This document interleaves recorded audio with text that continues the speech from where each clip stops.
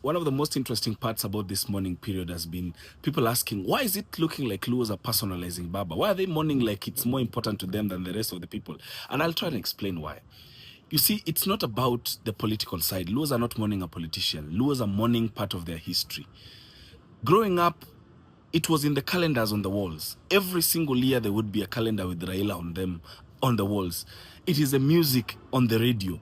All the musicians, growing up, each and every musician that was famous has sung a song about Raila. It was in the folktales that we were being told while growing up. One of the most interesting ones was, one of the most famous Raila nicknames was Agwambo. And Agwambo in the Luo means mysterious. One of the folk tales we used to be told is Raila was so mysterious that during that Moi era, the Kanu era, when they were being, harassed by the government, Raila would disappear when policemen came to his house and he would reappear as a woman. A lot of crazy, crazy, crazy stories. The general effect of this mystery is it painted a picture of immortality. It painted a picture of a man who will always be here, no matter what. Raila Odinga was there during the times of our grandparents. He was there during the times of our parents. He has been here during our time, and we believed that he will keep being here during the times of our children and their children. So that's why we were deeply, deeply, deeply shocked when we heard that Raila had gone out like a mere mortal like the rest of us. How could this happen? How could one of the greatest wonders of the world prove to be a fable? Like, how was it not true that he was immortal? Huh? You know the way, it's like waking up and Kenya does not exist anymore. You understand what I'm saying? So yeah, that's why, what is happening now goes against the grain of everything that we believed while growing up. I know we know all about science, we know people die, and we know all that. But the child in us, it's the children that are mourning. First time I experienced Raila Odinga was in 2002. He was in Game constituency campaigning for the late Jacoy Midiwo to become first-time MP. And my first experience was a thing in the Luo, we call it Mbi. I don't know how to translate Mbi in any other language.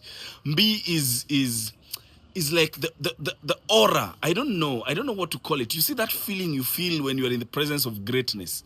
That's what we felt that day. And I was like, who is this man? That visit alone is what earned Jacob Midiwo his first stint in parliament. And he was an MP up to almost when he died.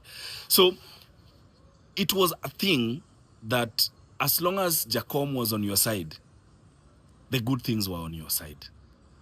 It was a thing that all of us believed, that this mystery was a gift. It was a God-given gift to the Luo nation for us to prosper. The second time I experienced Raila Odinga was after the 2007 elections. I remember that night, I was in high school then, and it had just been announced that Jacom had lost elections. Kivuitu had just done the thing. And I remember that night we never made food in the house. My late grandmother, rest in peace, Dananya Rue, said, how can we eat? How can we eat? And the world is coming to an end. Of course, that coupled with the violence that broke out, it was an emotive state of affairs back in the village. And we spent almost 2 days. No one is saying anything important. No one is making food. There is no making merry in the village. It had that feeling like something bad had happened to us. The third time I experienced Raila Amollo Odinga was during the Mau saga. You guys remember when Raila was insisting that people to get out of Mau Forest.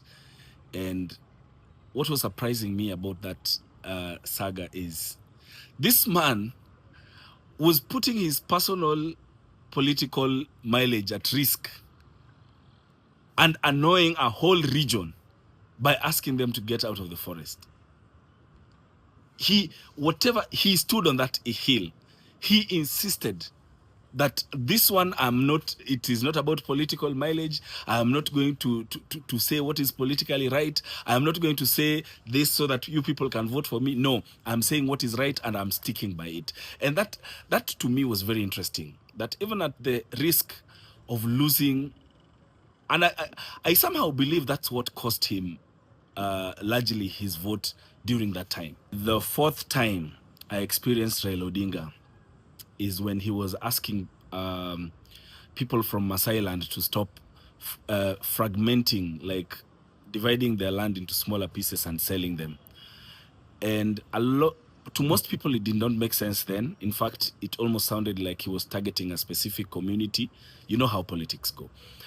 But what eventually came out as the strong message was post-election violence was fueled by land disputes, largely in Rift Valley, because people had fragmented their ancestral land and sold them to people from typically outside of their region, and that was bringing heat when now the people from outside the communities were established there and the locals were now missing land.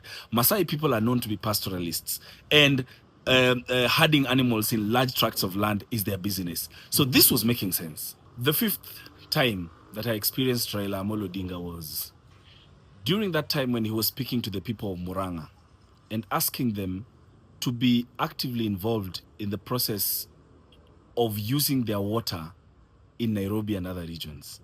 The process of tapping their water. I don't know what was being built. I can't remember well. I don't know whether it was a dam or what.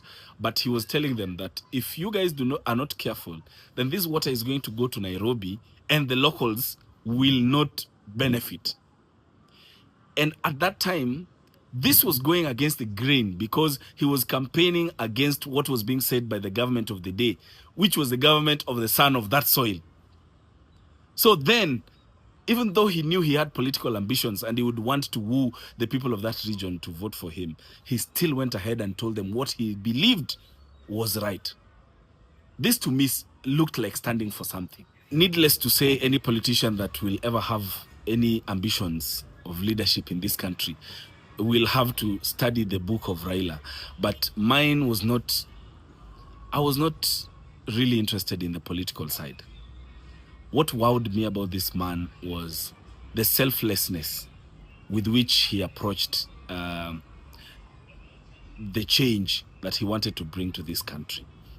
One of the things I tell my friends that I regret the most about him, I regret for him, I don't know if that is even possible, that Raila missed a life with his parents, Raila missed a life with his spouse, Raila missed a life with his children, and he almost missed a life with his grandchildren.